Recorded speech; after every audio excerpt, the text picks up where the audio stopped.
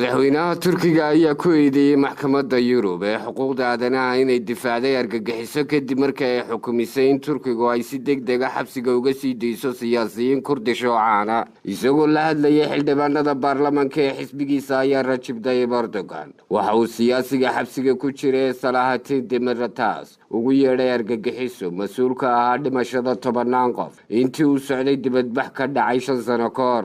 Erdogan ayaa sidoo kale ku eedeeyay Demirtas inuu xiriir la leeyahay koox sharci darro oo Kurdish ah. Siyaasigan Kurdishka ayaa wajahaya 142 sano oo xabsi iyadoo loo haysto eedo argagixiso balse waxa uu beeniyay in wax qalad sameeyay. Demirtas waxa uu hogaamiye ka ah xisbigii labaad ee ugu weynaa dalka Turkiga ee HDP ka hor intaan la xidhin bishii November sanadii 2016. waxa uu laba mar madaxtinimada kula tartamay Erdogan oo waqtigaasi mid ka mid ah uu xabsiga ku jiray.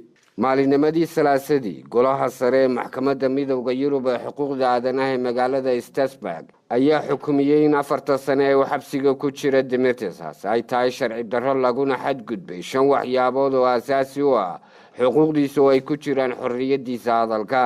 Erdogan ayaa sheegay in maxkamadda Yurub ay si aan caadi ahayn wax u xukumisay sababtoo ah Demirtas iyo qareenadiisu ma aysan marin dhammaan marinada sharciga ay ka heli karaan gudaha Turkiga. waxa uu intaas ku daray in maxkamaddu aysan xukun ku ridi karin iyadoo dhinac maraysa nidaamka cadaaladda iyo maxkamadda Turkiga. tani ayaa ku soo beegmaysa xilli midowga Yurub golihiisa cadaaladdu ay qarqaarka jabsadeen kadibna isku qaadeen waddanka Masar halkaasoo ay dhaleecayn weyn iyadana kala kulmeen.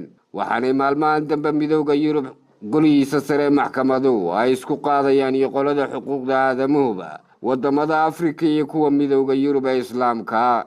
la arki doona halka isugu biyashbato beegsiga wadamada Carabeed iyo Muslimiintu. Maxamed Tirike, wararka bulsho.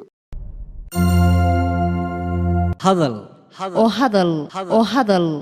oo ku hadal bishii oo dhan $7 oo kaliya. haddaba si aad ugu shubato adeega kaafiye fadlan garaac xidig 8 eber 8 afargees ama xidig 2 eber 2 tayo waa Telesom